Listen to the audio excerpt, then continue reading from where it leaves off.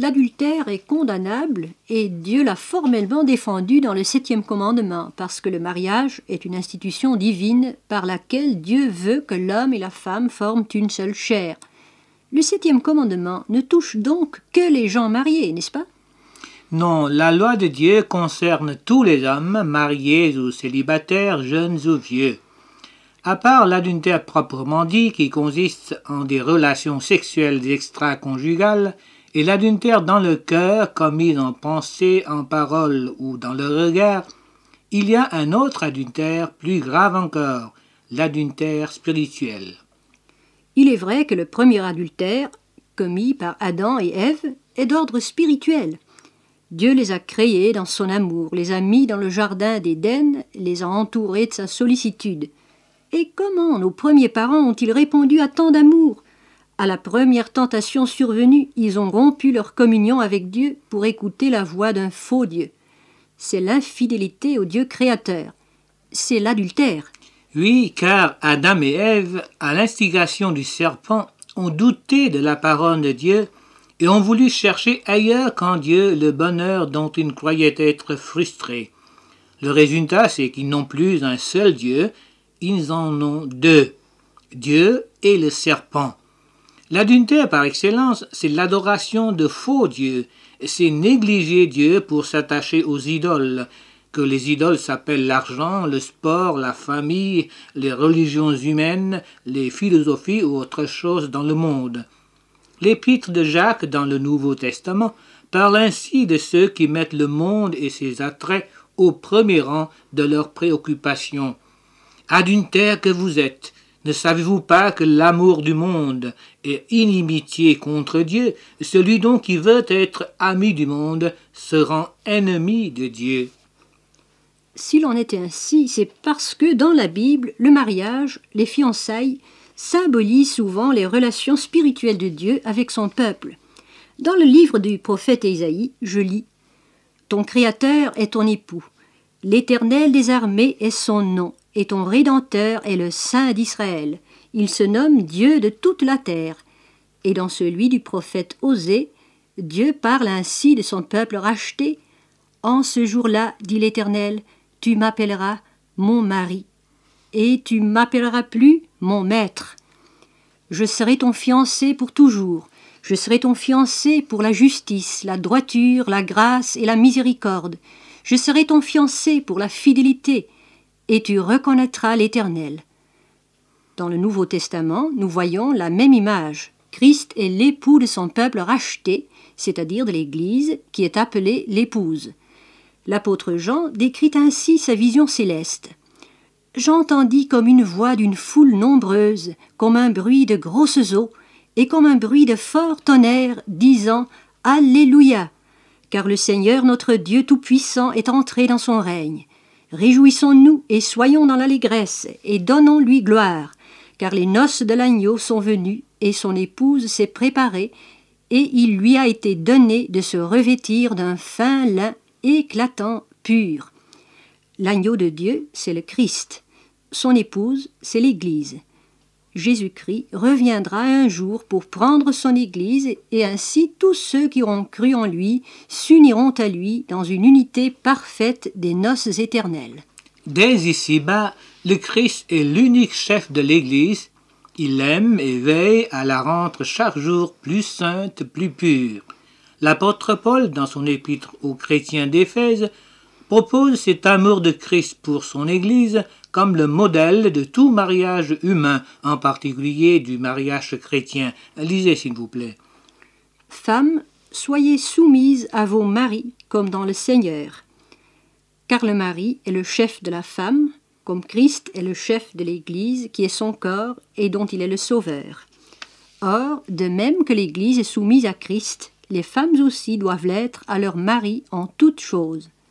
Marie, aimez vos femmes comme Christ a aimé l'Église et s'est livré lui-même pour elle. C'est ainsi que les maris doivent aimer leurs femmes comme leur propre corps.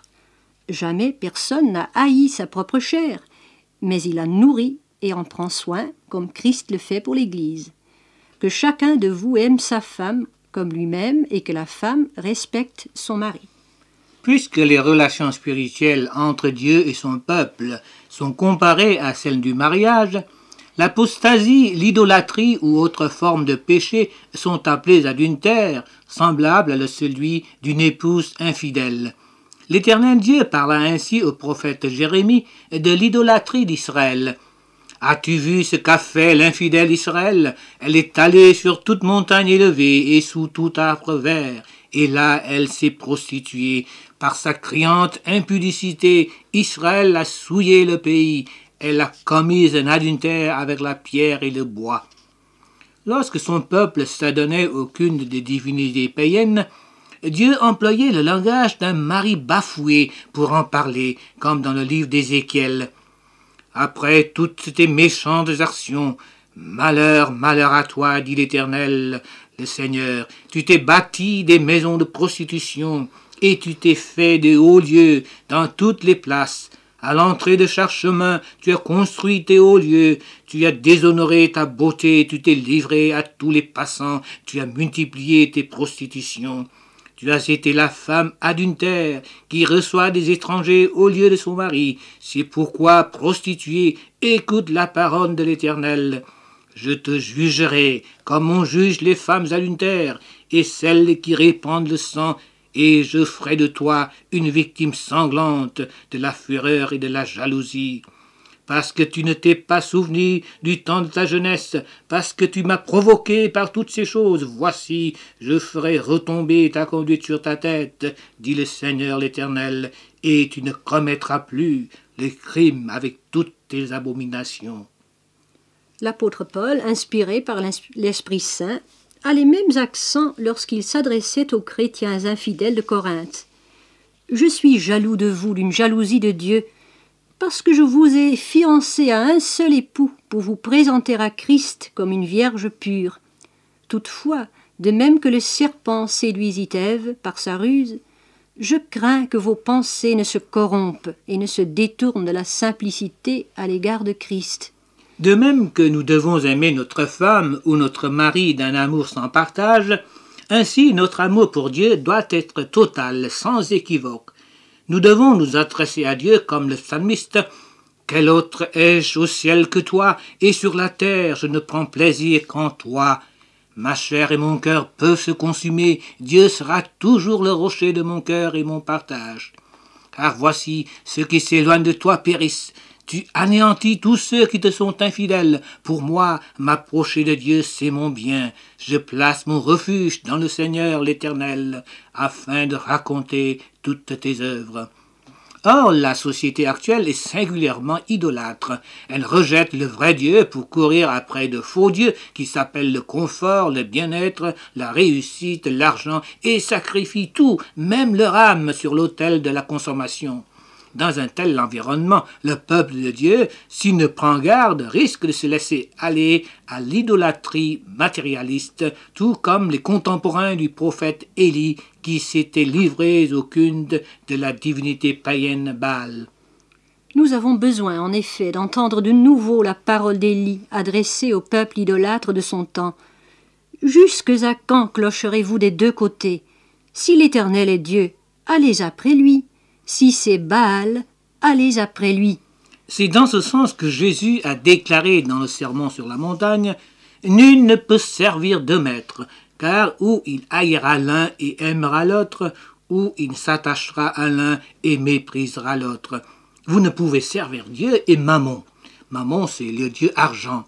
La fidélité à un cœur sans partage, combien cela est nécessaire dans un mariage, combien cela est indispensable dans l'adoration que nous devons au Dieu unique, notre Créateur. L'adultère est un péché contre l'unité du couple, une unité voulue par Dieu. Plus grave encore, il est un péché contre l'amour. Or, l'amour de Dieu pour nous est un amour infini, ineffable, un amour dont il a lui-même pris l'initiative, un amour qui est allé jusqu'au sacrifice suprême. La Bible déclare « À peine mourrait-on pour un juste, quelqu'un peut-être mourrait-il pour un homme de bien.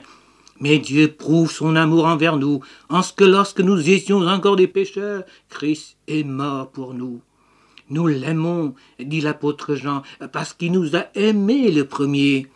Mais l'aimons-nous vraiment? L'aimons-nous de tout notre cœur, d'un amour total, indéfectible? Chers auditeurs, quel grave péché nous commettons tous si, en réponse à l'amour divin, insondable, nous n'aimons pas Dieu de tout notre cœur, de toute notre âme, de toute notre pensée comme il nous le commande. Hélas, par notre nature pécheresse, nous sommes tous, à des degrés différents sans doute, et dans diverses étapes de notre vie, coupables d'adultère spirituel envers Dieu. Humilions-nous devant lui, confessons-lui nos péchés, venons au Sauveur qui nous a donné Jésus-Christ. Un heureux mariage, dit un écrivain, est l'union de deux êtres qui savent se pardonner. En Jésus-Christ se trouve le pardon. Si nous nous repentons de notre tiédeur spirituelle, si nous mettons toute notre confiance en Jésus-Christ, il nous accordera le pardon divin et nous donnera la force d'aimer. Séparez-vous de ce qui est illégitime, chers auditeurs. Attachez-vous au Seigneur. Donnez-vous entièrement à lui. Si nous sommes infidèles, il demeure fidèle, car il ne peut se renier lui-même, dit la Bible. Que chacun de vous écoute la peine de Dieu. Reviens infidèle, dit l'Éternel. Je ne jetterai pas sur vous un regard sévère, car je suis miséricordieux, dit l'Éternel. Je ne garde pas ma colère à toujours.